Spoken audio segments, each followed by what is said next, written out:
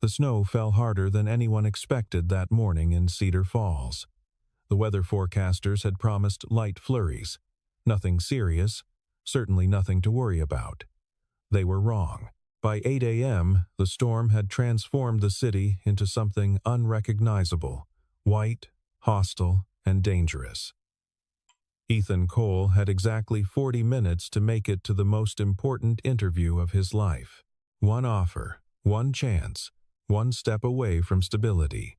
Then he saw her, a woman slipping on ice, a truck skidding toward her through blinding snow, brakes useless on the frozen road. Ethan didn't think. He ran. Minutes later, he was soaked, late, and certain he had just destroyed his only opportunity. He had no idea the woman he saved would be waiting for him upstairs. Winter pressure. Ethan Cole woke at 5:47 a.m. to a freezing bedroom. The heater had shut off again. Frost traced the windows. The third notice from the heating company sat on his dresser, final warning in red ink. Numbers were numbers, and his were all negative. Nora appeared in the doorway at 6, wrapped in 2 blankets like a small, determined cocoon.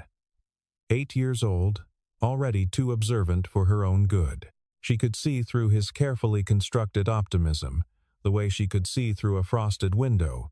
If you looked hard enough, the truth was always there. "Dad, it's cold." The simple statement carried more weight than accusation. It was just fact, observable reality. He pulled her close, wrapping his arms around her blankets. "I know, sweetheart. I'll fix it." The promise felt hollow even as he spoke it. He always said that, always promised, always tried to be the dad who could solve everything with determination and will. She believed him completely, unconditionally, which made it so much worse. Her faith in him was both his greatest strength and his deepest fear. By 7:30, Nora was on the school bus. Ethan stood before the bathroom mirror, adjusting his 5-year-old suit. The interview at Frostline Logistics was at 9:30. Operations analyst, the job that could finally pull them out of this hole. He'd spent 3 nights preparing a presentation on winter route optimization. Charts, graphs, recommendations. His ticket to stability. Outside, snow was already falling harder than forecast. Not gentle flurries, the heavy, aggressive kind that erased roads and stranded cars. He checked his watch. 8:15. 20 minutes to Frostline on a good day. With snow, maybe 30. He grabbed his folder and stepped into the storm. The cold hit like a wall. Wind tore at his coat. His 15-year-old sedan sat buried under 3 inches of powder, brakes questionable at best. But he had time. Barely. The moral test. His wipers fought a losing battle. Visibility was 30 feet, maybe less.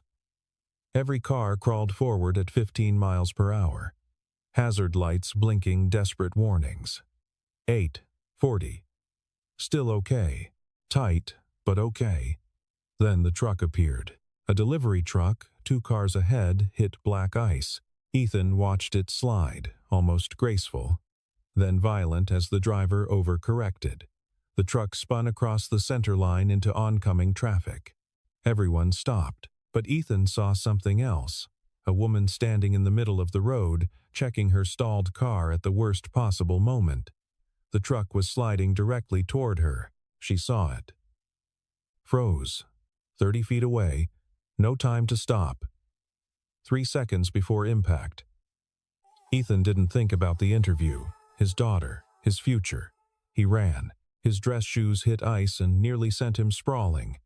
He caught himself, pushed forward, grabbed her around the waist and yanked her backward with everything he had.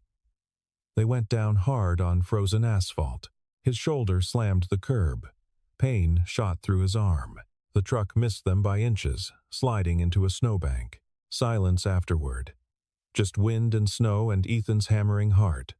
The woman gasped beneath him. "Oh my God, you saved my life." Ethan rolled off, checking for injuries. "Are you hurt?" "No. I'm you, just..." She was maybe 40. Sharp features, expensive glasses hanging askew, dark wool coat already soaked through. Then Ethan looked down. His suit was destroyed, soaked, covered in slush. His folder lay 15 feet away, pages scattered like wounded birds. His watch said 8:54. 12 minutes. No, no, no, no. I need to. He scrambled up, collecting ruined pages. Wait, the woman grabbed his arm. At least let me get your name. I need to thank you properly. It's fine. Really. I'm Claire Whitman. You just saved my life. Ethan barely heard. The math was impossible now. 36 minutes to interview, 20-minute drive in good weather, 40 in this.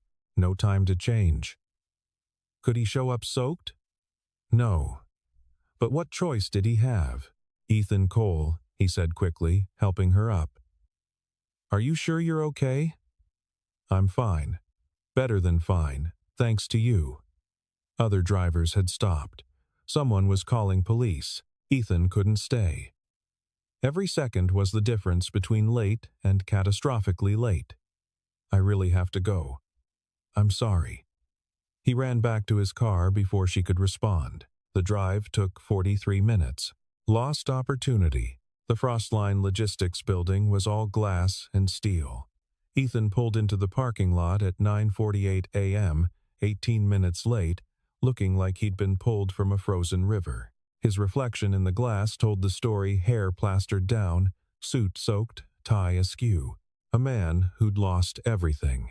The lobby was aggressively warm. His wet clothes steamed.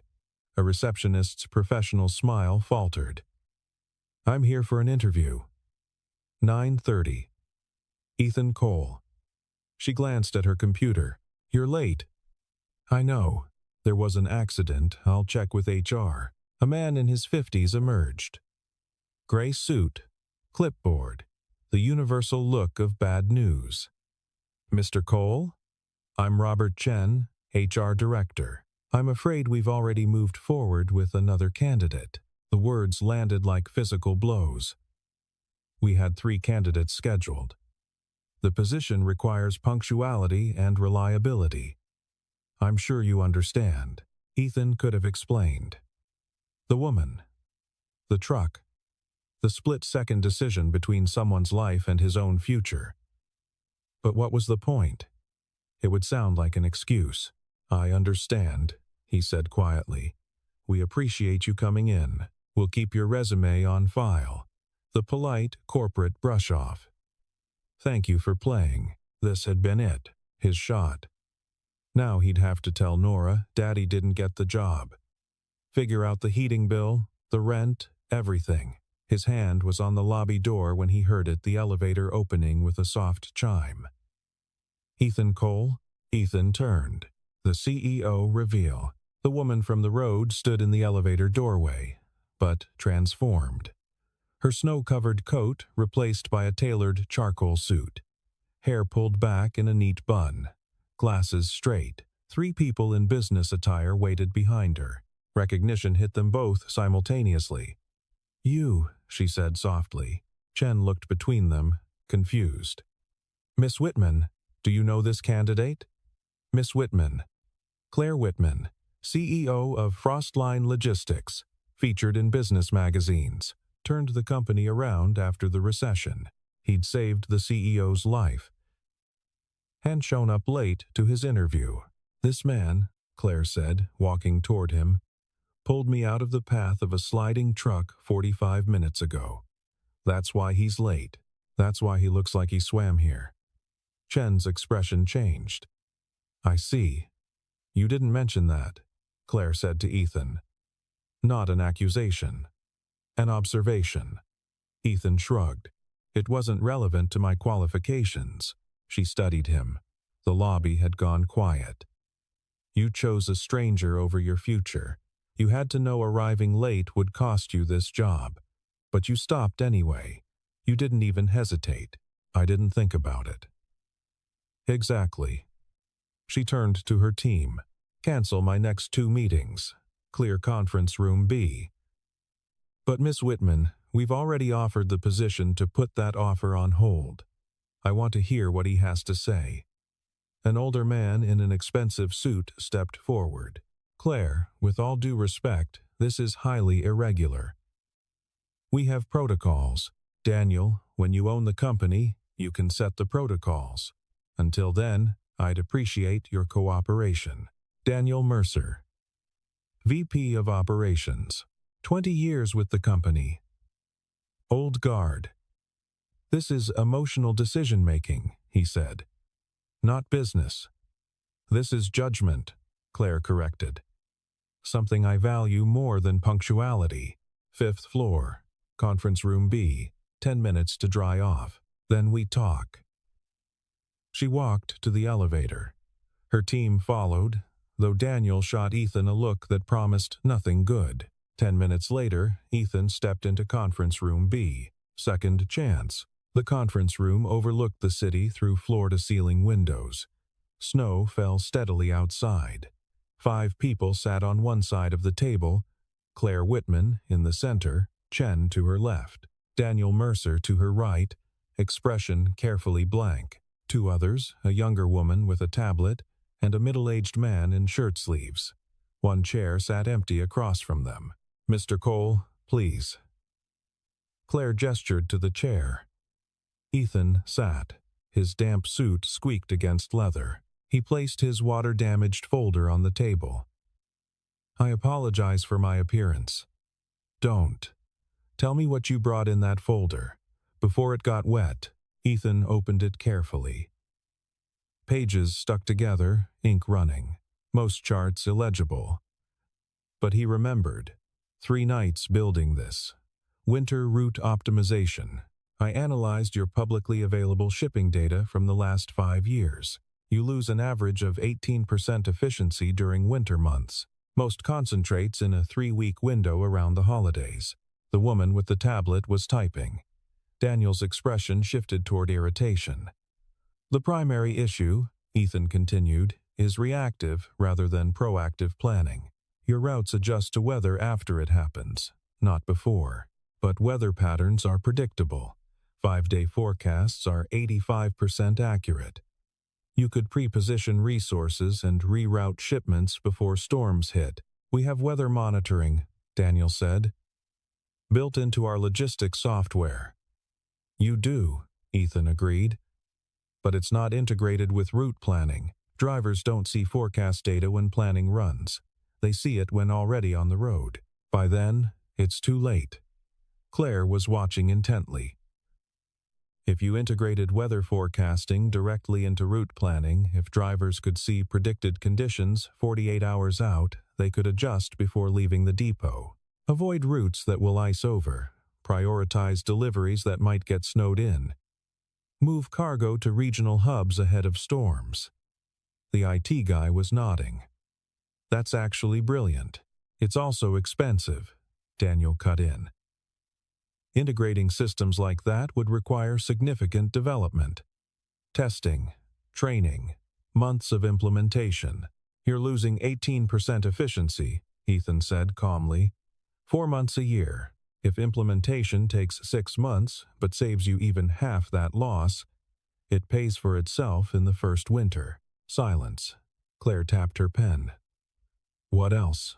Driver training, not technical training, psychological. Winter driving is stressful. Accidents spike not just because of ice, but because drivers make bad decisions under pressure. A 3-hour course on stress management could reduce accident rates 10 to 15%. Has anyone tested that? The younger woman asked. Nordic countries. Norway, Sweden, Finland. Accident rates in commercial driving dropped 22% after implementing psychological safety training. Claire was smiling. Where did you learn all this? Library. And I've been driving in winter my whole life. You learn what works. Tell me about your background. 9 years in distribution. Started as warehouse associate. Worked up to logistics coordinator. Managed routing for 40 drivers across 3 states. Why did you leave? Ethan met her eyes. I didn't. They closed the facility. Restructuring. 200 people laid off right before the holidays. I'm sorry, Claire said, sounding sincere. It happens, but I know logistics, I know winter operations, and I know how to solve problems before they become crises. Daniel cleared his throat. Mess. Whitman, if I could speak with you privately. Not necessary, Daniel. Mr. Cole, would you step outside for a moment? Ethan walked into the hallway. Through glass walls, he could see them debating, Daniel gesturing emphatically. Claire listening, arms crossed. The IT guy still nodding. 3 minutes passed. 5. The door opened. Come back in. Everyone was watching him. Even Daniel, though carefully neutral. We'd like to offer you a trial period, Claire said. 30 days. You'll work directly with operations, reporting to me. Focus on winter logistics optimization, exactly what you outlined. If it works, we transition you to permanent operations analyst. Ethan's heart hammered. I accept. Don't you want to know the salary? She was smiling. I trust it's fair. It is. She slid a paper across. The number was more than his previous job, significantly more. Robert will handle paperwork. You start Monday. And Mr. Cole? Thank you for this morning, truly. He shook her hand. Thank you for the second chance. This isn't charity. I don't make business decisions based on sentiment. You have good ideas. Let's see if you can execute them. But as Ethan left, he caught something in her expression. Something that suggested maybe it was a little bit of both, first days and hidden enemies. Monday morning arrived cold and clear. The storm had passed, leaving Cedar Falls buried under 8 inches of snow. Frostline's operations floor was organized chaos. 50 workstations, multiple screens showing real-time truck tracking, radio chatter from drivers. The pulse of a company that never stopped moving. Daniel Mercer met him at the entrance. Mr. Cole, I'll be showing you around. Claire wanted me to get you oriented personally. Something in his tone suggested Claire had insisted. Not exactly warm, Daniel led him through the floor, introducing team leads with bare minimum enthusiasm. This is Ethan Cole, trial hire, working on winter logistics. People nodded, made polite small talk. Went back to work. New guy brought in by the CEO. Probably connected. Probably incompetent. He'd have to prove them wrong. Daniel deposited him at a corner desk. Current routing software on this terminal. Weather monitoring on this one. If you need anything else, submit a request through IT. He paused, leaned in. Let me be frank. I've been doing this 20 years. Most trial hires don't make it past 2 weeks. Claire, giving you this opportunity doesn't mean you've earned it. It means you have 30 days to prove you deserve it. Understood. I hope so. Welcome to Frostline. The first week was brutal. 12 hours a day, analyzing data, learning systems, mapping routes, 7 a.m. to 7 p.m., sometimes later. The heating bill at home was paid. Rent covered, but Nora was eating dinner alone most nights, homework supervised via video call. It's temporary, he told her. Just until I get established. She said she understood.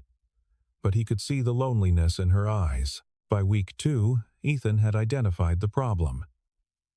Frostline's routing system was good, sophisticated, but it wasn't talking to the weather system. Drivers planned routes based on current conditions, not forecasts. Reactive. Inefficient. Exactly what he'd predicted. But there was something else. Something worse. The weather monitoring system had gaps, big ones. Certain regions weren't being tracked properly. Data for northern routes most vulnerable to winter storms was pulling from outdated stations. Some hadn't been updated in months. Drivers were making decisions based on bad information. Ethan pulled maintenance logs. The weather system was managed by operations, by Daniel's team. Service contracts showed regular maintenance was supposed to happen quarterly. This was bad. Not just inefficient, dangerous. He wrote a report, documented everything, recommendations, cost estimates, timeline. Sent it to Daniel first. Professional courtesy. Response came within an hour. Your concerns are noted. Will address in the next budget cycle. 6 months away. By then, winter would be over. Ethan forwarded the report to Claire. 20 minutes later, his phone rang. My office. Now. Claire's voice was tight, focused. Pressure and sabotage. Claire's office overlooked the city, all glass and clean lines. She stood by the window, arms crossed. Walk me through this. Ethan did. Data gaps, maintenance delays, potential risks. We have 3 major storms predicted in the next 2 weeks. If our weather data is wrong, we could have drivers on roads they shouldn't be on.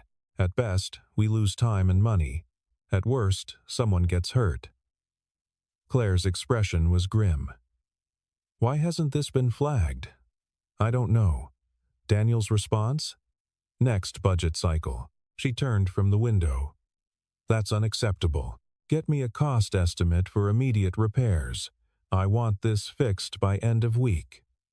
Yes, ma'am. And Ethan? Good work. This is exactly what I hired you to find. He left, feeling vindicated but uneasy. He'd just gone over Daniel's head, made his boss look bad. That wouldn't go unpunished. It didn't take long. Next morning, his workload had tripled. Daniel had assigned him to audit every route in the system thousands and provide optimization recommendations. Deadline, Friday, 3 days away. Impossible, deliberately impossible. Problem, Mr. Cole? Daniel appeared at his desk, coffee in hand. This timeline is tight, I know, but you're the efficiency expert, right? I'm sure you'll find a way. Or you can tell Claire you can't handle the workload. That's always an option. Translation, fail, and your trial ends early. Ethan spent that night at the office until 2 a.m., then again the next night, analyzing routes, building spreadsheets, running simulations, eyes burning, back aching. Coffee his primary food group, Nora called at 8 p.m. on Wednesday. Dad, when are you coming home? Soon, sweetheart. You said that yesterday. Guilt twisted in his chest. I know, this week is just busy. I know. I made mac and cheese, 8 years old, making her own dinner. Because her dad was too busy proving himself. I'm proud of you. You're so strong, Nora. Just a few more days, okay? Okay, love you, Dad. Love you too. He hung up and stared at his screen. Numbers blurred, routes tangled like spaghetti. Hidden in northern routes. A pattern. Certain shipments consistently routed through a specific depot, even though it added hours. The routing algorithm should have optimized around it, but someone had manually overridden the system, again and again. Ethan pulled the depot's records. Owned by Mercer Logistics, a subsidiary. Daniel Mercer's subsidiary. Every shipment through that depot generated fees, storage, handling, fuel surcharges. All paid to Mercer Logistics. All from Frostline's bottom line. Elegant, almost invisible. Unless you were looking at the whole system. Ethan calculated the loss. Over 5 years, nearly $3 million. Daniel wasn't just incompetent, he was stealing from his own company. Ethan sat back, mind racing. This was fraud, and he'd just stumbled into the middle of it. The storm breaks. The blizzard hit Thursday night.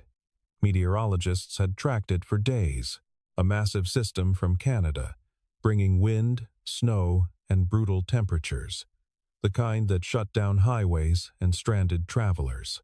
Frostline had 42 trucks on the road when it hit. Ethan was still at the office, finishing his audit, when alerts started coming in.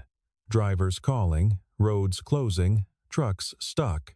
One jackknifed on I-90. The operations floor erupted into controlled chaos. Daniel was in the command center, a glass-walled room at the floor's center. Screens showed truck locations, weather radar, road conditions.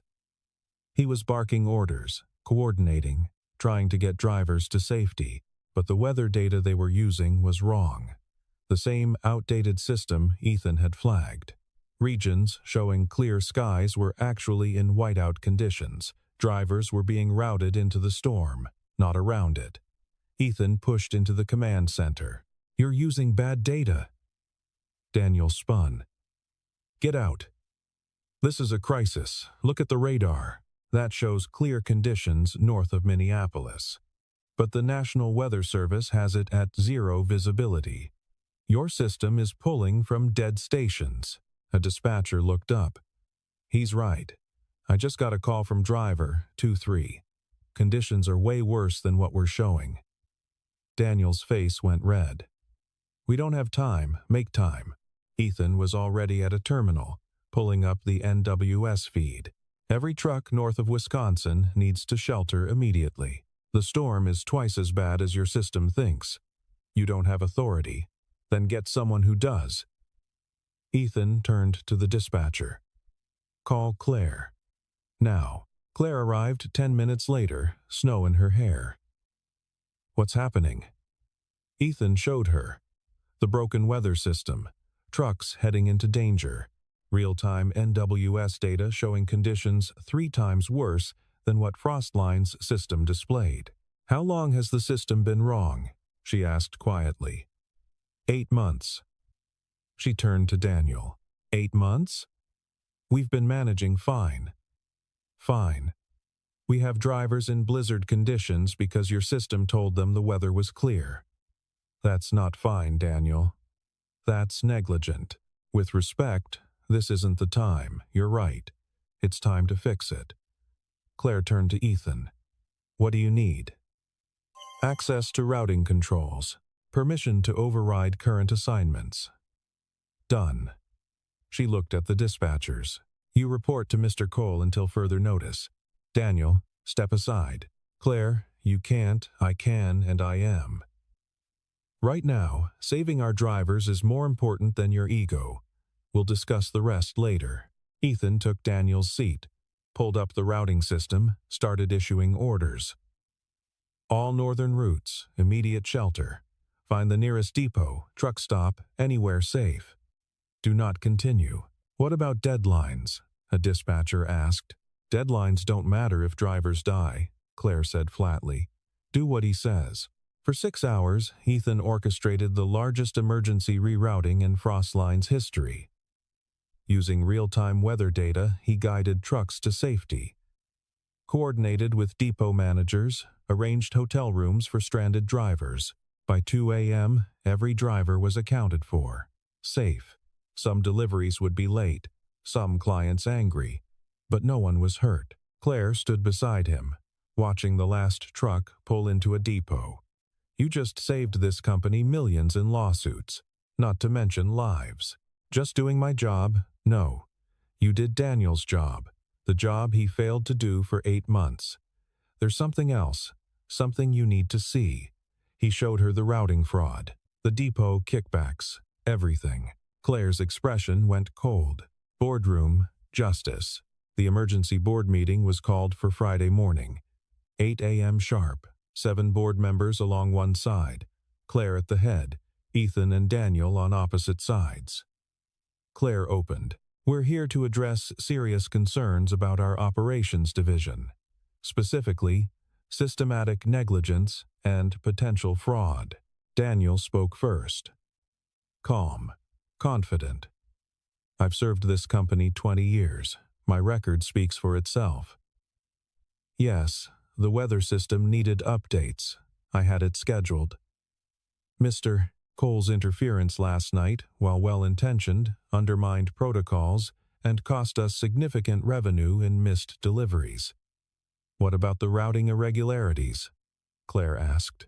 "Optimization decisions. Sometimes the most direct route isn't the most efficient. Using regional depots is standard practice. Even when that depot is owned by your private company." Pause. There's no conflict of interest. The fees are competitive. Market rate. Mr. Cole, please present your findings. Ethan stood, pulled up his presentation, charts, data, route comparisons. Over the past 5 years, approximately 30% of northern route shipments were manually rerouted through Mercer Logistics Depot. These routes added an average of 4 hours. The fees totaled $2.8 million. Next slide. I ran the same routes through our optimization algorithm without manual overrides. Direct delivery would have cost $600,000, meaning we paid $2.2 million extra to use Mr. Mercer's depot, which generated $2.2 million in revenue for Mercer Logistics. Board members leaned forward. That's not fraud, Daniel said, voice losing confidence. That's business judgment. It's a kickback scheme, Ethan said quietly. You forced company resources through your private business and profited. Textbook conflict of interest. This is absurd. Claire, he's been here 3 weeks, long enough to find what you were hiding. Did you disclose your ownership of Mercer Logistics when these routing changes were implemented? Silence. I asked you a question, Daniel. It wasn't required. Yes, it was. Your employment contract specifically prohibits financial relationships, creating conflicts without board approval. Did any of you approve this? Heads shook. Then we have a problem. A serious one. Daniel stood. I've given this company everything, 20 years, and you're going to believe some trial hire who got lucky saving you from a truck. I believe the data, the routing logs, the financial records. And yes, I believe Mr. Cole, because unlike you, he had nothing to gain by exposing this. In fact, going over your head probably cost him any chance of a comfortable working relationship here. She stood. You put profit over safety. You let our weather system fail for 8 months while drivers risked their lives. You stole from this company through a scheme that required manual intervention on thousands of routes. How many hours did you spend moving shipments through your depot instead of fixing the systems you were paid to maintain? Claire, you're suspended, effective immediately, pending full audit and legal review. You'll receive notice of termination or reinstatement within 30 days. Security will escort you out. Daniel's face went white, then red. You'll regret this. Maybe, but I'll sleep better knowing our drivers are safe. Daniel looked at Ethan, hatred palpable in his eyes. Then he walked out, flanked by security. A board member, an older woman with silver hair, spoke. Miss Whitman, we'll need to find an interim VP of operations. Already have someone in mind. Claire looked at Ethan. He blinked. I'm not qualified? You found and fixed problems our VP missed for 8 months. You coordinated an emergency response that saved lives. You exposed fraud bleeding this company dry. I'd say you're more than qualified. It's a big job, interim. 3 months. Prove yourself. If it works, we make it permanent. If not, we part ways professionally, and you'll have excellent experience. Ethan thought about Nora. About stability. About the chance to build something. I accept. The silver-haired woman smiled. Welcome aboard, Mr. Cole. After the meeting, Claire walked Ethan to the elevator. You saved more than one life this winter. Just doing the right thing. Most people don't. That's what makes it extraordinary. Don't make me regret this. He shook her hand. I won't. The elevator doors opened. Ethan stepped inside. Warm again. 3 months later, spring arrived in Cedar Falls. Snow melted, trees budded, birds returned. The city emerged from winter like a bear from hibernation, shaking off cold and stretching toward sunshine. Ethan's position had been made permanent 2 weeks ago. Vice President of Operations, a title that still felt surreal. An office with windows, a salary that let him buy Nora new shoes without checking his bank account first. The weather system had been completely rebuilt. Real-time data, predictive routing. Integration with optimization algorithms. Winter efficiency up 23%. Accident rates down 18%.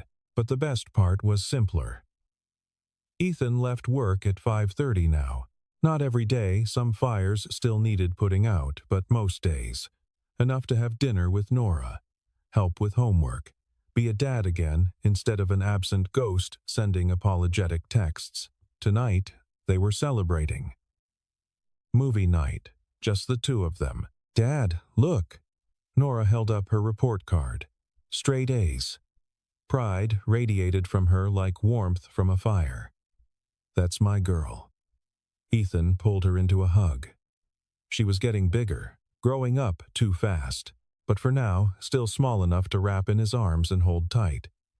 "You did good too," she said, muffled against his chest. "Yeah? Yeah. You saved that lady. You got the good job. You fixed the broken stuff. I'm proud of you." Something in Ethan's throat tightened. All the late nights, the stress, the fear, it had been worth it for this moment. For her, "I'm proud of you too." The apartment was warm now. Heating bill paid automatically. No more third notices. No more choosing between heat and food. Just stability. Safety. The kind of boring predictability that felt like luxury after months of chaos. Ethan's phone buzzed. An email from Claire. Subject, "Thank you." He opened it. "Ethan. 3 months ago, you made a split-second decision to save a stranger. You didn't know who I was. Didn't know it would lead to anything. You just did the right thing because that's who you are. Integrity is rare in business. It's rarer still in people. Thank you for bringing both to Frostline. Don't lose it. Claire." Ethan smiled, pocketed his phone, and turned his attention back to Nora. Outside, the last traces of snow were melting from sidewalks. Spring sunshine poured through windows. The apartment was filled with warmth and laughter and the smell of pizza. Winter was over. They'd survived it. More than survived, they'd found their way to something better. "What movie do you want to watch?" Ethan asked, reaching for the remote. Nora grinned, that wide, uninhibited smile that reminded him of her mother, of better times, of reasons to keep fighting. Something with a happy ending. Deal. He settled onto the couch, his daughter curled against his side like she used to when she was 3, when the world was simpler and he could still protect her from everything. He let himself breathe, really breathe.